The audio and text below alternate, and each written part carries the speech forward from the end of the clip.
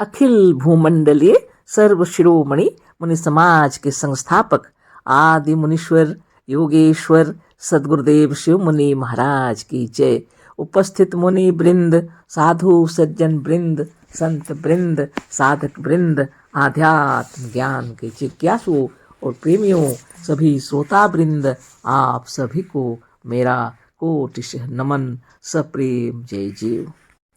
तो आध्यात्मिक चर्चा चल रही है और हम लोग सदगुरुदेव शिव मुनि महाराज रचित ग्रंथ ईशावास्यो उपनिषद का निष्पक्ष भाष्य के अंतर्गत आज अध्याय 7 पर चर्चा करेंगे। सदगुरुदेव शिव मुनि महाराज शीर्षक दिए हैं वेदों और उपनिषदों का सिद्धांत। तो आज इसी पर चर्चा होगी। सदगुरुदेव लिख रहे हैं, ईशावास्यो उपनिषद जो यजुर्वेद का 40वां अध्याय है, उसके 6 मंत्रों का भाष्य बड़े विस्तार के साथ कर चुके हैं। उन्हें हो सके तो एक बार और विचार पूर्वक पढ़ जाएं तो आपको मालूम होगा कि वेदों में मजहबी ईश्वर का कहीं गंध तक नहीं है, केवल जीवात्मा का वर्णन है। इसके सिवा जो विभिन्न मजहबों ने देवी देवता, सुरेश, गणेश, नरक, स्वर्ग, यमराज, यमदूत या फरिश्तों का, खुदा का या दोजख और बहिष्ठ की कल्पना की है, वह नितांत असत्य भ्रमपूर्ण है। सदगुरुदेव शिव मुनि महाराज की जय। गुरुदेव हम लोगों को बता रहे हैं वेदों और उपनिषदों का सिद्धांत वास्तव में क्या है। समझा रहे हैं गुरुदेव और लिख रहे हैं और बता रहे हैं, ईशावास्य उपनिषद जो यजुर्वेद का 40वां अध्याय है, उसके 6 मंत्रों का भाष्य बड़े विस्तार के साथ कर चुके हैं।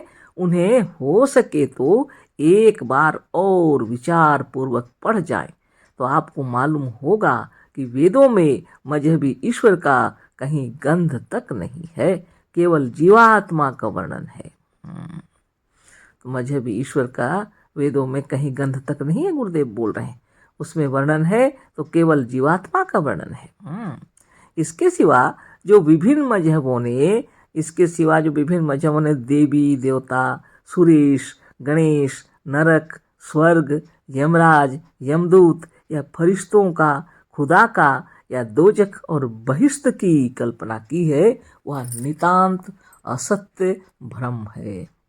खूब विचार कर लीजिए। इसी को समझाने के लिए गुरुदेव इन लेखों को लिखे हैं और समझा रहे हैं हम लोगों को, है ना। आगे पढ़ते हैं।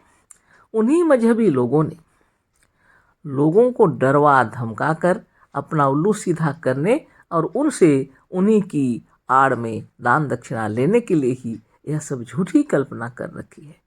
खूब विचार कर लीजिए। गुरुदेव कह रहे हैं, देवी देवता, सुरेश, गणेश, नरक, स्वर्ग, यमराज, यमदूत या फरिश्तों, खुदा का, दोजख का, बहिष्ठ की कल्पना किसने की है? इन्हें मजहबी लोगों ने कल्पना कर रखी है और लोगों को डरवा कर धमका कर अपना स्वार्थ में यानी अपना उल्लू सीधा करने के लिए उन्हीं इसकी आड़ में दान दक्षिणा लेने के लिए ये सब झूठी कल्पना कर रखी है, ताकि लोगों को डराया धमकाया जा सके। खूब विचार कर लीजिए। वास्तव में कहीं इसका कोई अस्तित्व ही नहीं है। वेदों में यदि वर्णन है तो केवल जीवात्मा का वर्णन है, ईश्वर का कहीं गंध तक नहीं है। आगे लिखते हैं गुरुदेव, सच्ची बात यह है कि आपके अपने आप के सिवा, आपके अपनी कल्पना, अपनी आत्मा के सिवा दूसरा कोई मजहबी परमात्मा नहीं है। सच्ची बात यह है कि आपके अपने आप के सिवा, आपके अपनी आत्मा के सिवा दूसरा कोई मजहबी परमात्मा नहीं है, जिसने सबको सताने के लिए यमराज और यमदूतों को रख छोड़ा है, जो आपको नरक या दोजख में डालने के लिए तैयार खड़े हैं। जैसे बताते हैं लोग, है ना, उसी को गुरुदेव लिख रहे हैं ना। सच्ची बात है कि आपके अपने आप के सिवा, आपके अपनी आत्मा के सिवा दूसरा कोई मजहबी परमात्मा नहीं है, जिसने सबको सताने के लिए यमराज और यमदूतों को रख छोड़ा है, जो आपको नरक या दोजख में डालने के लिए तैयार खड़े। लोग तो यही सोचते हैं कि मरने के तुरंत बाद वहाँ पर यमराज और यमदूत आकर के पकड़ करके ले जाएंगे। तो गुरुदेव बोल रहे हैं ऐसा कोई ईश्वर वास्तव में नहीं है जिन्होंने आपको सताने के लिए यमराज और यमदूतों को रख के छोड़ा है। कोई ऐसा है ही नहीं। आपकी अपनी आत्मा ही है और कोई नहीं है। आपकी आत्मा के सिवा कोई दूसरा वहाँ है ही नहीं। मजहबी परमात्मा है ही नहीं। यही आत्मा है आपकी और कोई नहीं है। यह जो कुछ हो रहा है, जो बातें हैं, वह डरा के धमका के लोगों को, है ना, अपनी ओर लेने के लिए, अपने स्वार्थ सिद्ध करने के लिए रखे गए हैं। ऐसा कोई ईश्वर ऐसा नहीं है जिन्होंने यमराज और यमदूतों को रख छोड़ा है कि आप मरेंगे तो साथ ही साथ ले जाएगा स्वर्ग या नरक में। ऐसा कोई है ही नहीं। खूब विचार कर लीजिए सदगुरुदेव क्या समझा रहे हैं, है ना। लोग जितना आज तक इस विषय में कोई चर्चा ही नहीं किए, सब ईश्वर की बातों को बताते हैं, परमात्मा की बातों को बताते हैं। सभी मजहब के अंदर में एक ही बात है कि मरने के बाद ईश्वर उनको स्वर्ग या नरक कहाँ ले जाएंगे। इसी विषय में मनो मस्तिष्क के अंदर में जो अंधविश्वास छाया हुआ है, इसको दूर करने के लिए गुरुदेव यह लिखने उठाए हैं। गुरुदेव कह रहे हैं यह बात नहीं है। वेद मंत्र का तात्पर्य है कि यह सब कुछ नहीं है। जो है वह केवल अपना आप है और मरने के बाद तो केवल यही रहेगा।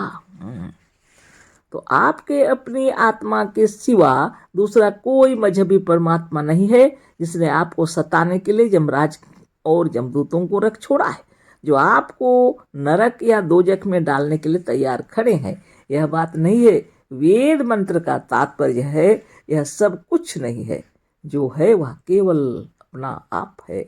मरने के बाद तो केवल यही रहेगा। तो वेद मंत्र आपको यही बता रहे हैं कि यह जो कुछ भी आप बता रहे हैं, यमराज, यमदूत, स्वर्ग, नरक, कुछ नहीं है, बिल्कुल भी नहीं है। जो कुछ है केवल अपनी आत्मा है और मरने के बाद तो केवल यही रहेगा। आगे गुरुदेव बतला रहे हैं, जब हमसे केवल एक अपने आप ही से काम पड़ने वाला है तो अब जो नरक, दोजख, यमराज और यमदूतों का बहुत बड़ा डर सबके हृदय में समा रहा है, वह निकल जाएगा। जिस समय मनुष्य को यह मालूम हो जाएगा कि सिवा हमारे हम के, सिवा हमारी आत्मा के कोई दूसरा ईश्वर और यमराज आदि है ही नहीं, तो फिर शोक, मोह और डर क्या। सोच लीजिए। इतना सुंदर ज्ञान वेदों में, उपनिषदों में लिखा है, लेकिन भाष्यकारों ने गलत कर दिया, जिसकी वजह से मनुष्य के मनोमस्तिष्क में यमराज, यमदूत सब का डर, भय समाया हुआ है और परमात्मा को अलग समझ बैठे हैं और परमात्मा और ईश्वर का कोई ऐसी राज बता दिए हैं जहाँ मरने के बाद लोग जाते हैं और उनको यमराज, यमदूत पकड़कर उनकी इच्छानुसार उनको दंड भी देते हैं। तरह तरह की बातें, इन सब बेकार की बातों में उलझने की कोई आवश्यकता नहीं है, क्योंकि आपकी आत्मा के सिवा कोई दूसरा है ही नहीं। इसी को समझा रहे हैं वेद, उपनिषद, है ना। गुरुदेव उसी को समझा रहे हैं। आगे पढ़ते हैं। मनुष्य अनादि और अविनाशी है। इसके अनंत, असीम और अनादि काल के वास्तविक जीवन के सामने यह सांसारिक जीवन जो स्थूल शरीर का है, यदि 1000, 10,000 या लाख वर्षों का भी हो तो एक क्षण के बराबर भी नहीं है। बहुत बड़ी बात है। आप भी विचार कर लीजिए। सदगुरुदेव कह रहे हैं मनुष्य अनादि और अविनाशी है ना। मनुष्य क्या है? अनादि है और अविनाशी। इसका कभी नाश ही नहीं है और इसका आरंभ और अंत नहीं है। यह अनादि है और अविनाशी है और इसके अनंत, असीम और अनादि काल के वास्तविक जीवन के सामने यह सांसारिक जीवन जो स्थूल शरीर का है, यदि 1000, 10,000 या लाखों वर्षों का भी हो तो एक क्षण के बराबर है। एक क्षण के बराबर भी नहीं है ना। एक क्षण के बराबर भी नहीं है। तो लोग क्या बोलते हैं, ये जीवन इतना ही हिसाब किताब करते हैं, कितनी तरह की बातें कि अभी अंतिम है तुम्हारा जन्म, कितनी बातें, सब बेकार की बातें हैं। आप तो अनादि हैं, आप तो अविनाशी हैं, आपका जीवन अनंत और असीम है। अनादि काल से आप अनंत जन्म ले चुके हैं और आगे भविष्य में भी अनंत जन्म लेंगे, है ना। इसमें कोई संदेह नहीं है। सदगुरुदेव कह रहे हैं यह जीवन जो मिला है स्थूल शरीर का, यदि यह 1000, 10,000, लाख वर्षों का भी हो तो एक क्षण के बराबर भी नहीं है। जैसा अनादि और अनंत जीवन के सामने यह क्या है? सोच लीजिए। इसे मजहबी लोग भी कहते हैं, पर वह यह कहते हैं कि इस क्षणिक जीवन के बाद जहाँ जाना है वहाँ ईश्वर रहता है, जो आपके पापों का फल देने के लिए असंख्य यमदूतों और उनके राजा यमराज को और अनेक प्रकार के घोर नरक को बनाकर तुम्हारी प्रतीक्षा में बैठा है। यूं ही तुम वहां पहुंचे कि तुम्हें पकड़कर नरक में डालकर तुम्हें अनंत काल तक जलाते रहेंगे। मजहबी लोगों ने इतने कर्मों को पाप गिनाया है कि उससे किसी मनुष्य का बचना कठिन है।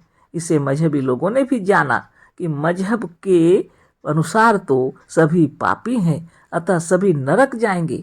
यह डर सबको डरा के कहा कि इससे बचने का एक ही उपाय है कि हम लोगों को, ब्रैकेट में दिए हैं, पादरी, पुजारी, मुल्ला और पंडों को, जो भगवान के दलाल हैं, उन्हें पूजा, भेंट और दान दक्षिणा से खुश करो तो यह तुम्हारी सिफारिश कर देंगे, तब शायद भगवान तुम्हारा पाप नाश कर दें। देखिए कितनी बड़ी बात। आप भी सोचिए सदगुरुदेव क्या बतला रहे हैं, आप अच्छी तरह समझ लीजिए, है ना। वास्तव में वेदों में और उपनिषदों में ईश्वर का कहीं गंध तक भी नहीं है, तो यमराज और यमदूत का तो प्रश्न ही नहीं उठता। स्वर्ग और नरक का तो सवाल ही नहीं है ना। आपकी आत्मा के सिवा और कोई है ही नहीं। लेकिन लोगों ने, है ना, आपके इस क्षणभंगुर जीवन को क्षणभंगुर बताया, और मरने के बाद जहाँ जाएंगे वहाँ क्या होता है सो लिखे हैं गुरुदेव। लोगों के विचार हैं इस सिर्फ, और कुछ नहीं। इसे मजहबी लोग भी कहते हैं, पर वो यह कहते हैं कि इस क्षणिक जीवन के बाद जहाँ जाना है वहाँ ईश्वर रहता है। पढ़ चुके थे फिर भी बता रहे हैं, जो आपके पापों का फल देने के लिए असंख्य यमदूतों और उनके राजा यमराज को और अनेक प्रकार के घोर नरक को बनाकर तुम्हारी प्रतीक्षा में बैठा है। ऐसा जैसा लोग बताते हैं। हाँ बताइए, सोचिए। है ज्यों ही तुम वहां पहुंचे कि तुम्हें पकड़कर नरक में डालकर तुम्हें अनंत काल तक जलाते रहेंगे। ये है कल्पना, हमारी कल्पना। आप लोग अपने अपने विचार कर लीजिए। हम लोग अपनी ही कल्पना से मरते जाते रहते हैं बिन मतलब का। वास्तव में ऐसा कुछ है ही नहीं।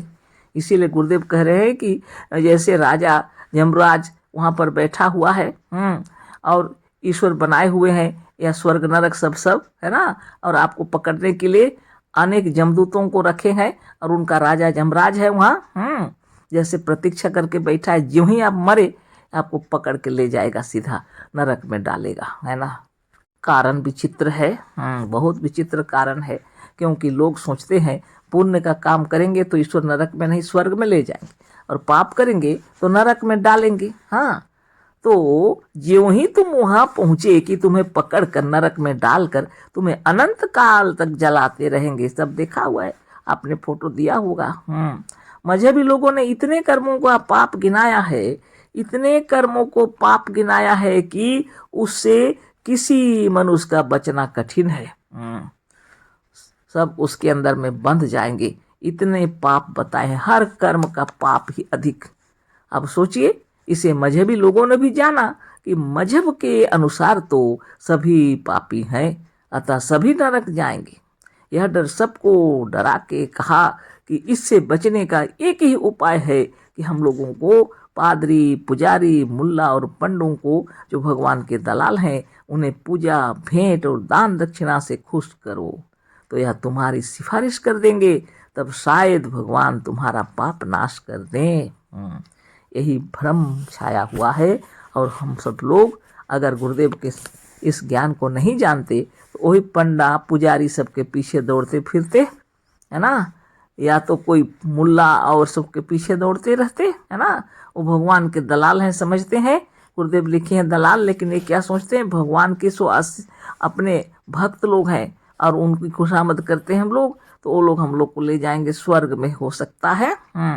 इसीलिए जितना दान दक्षिणा, पूजा और भेंट इनको दिया जाता है, पादरी, पुजारी, मुल्ला और पंडों को, सब अपने अपने मजहब के अनुसार में इनकी सेवा और सिफारिश में लगे रहते हैं। है ना।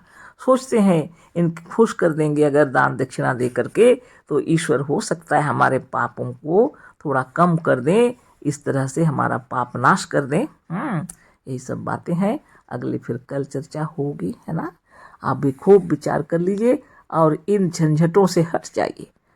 आप स्वतः अनादि और अनंत हैं और आत्मा के सिवा और कोई दूसरा नहीं है जो आपको सता सके, है ना। अशेष धन्यवाद, कोटिशः नमन, सप्रेम जय जीव। सद्गुरुदेव शिव मुनि महाराज की जय।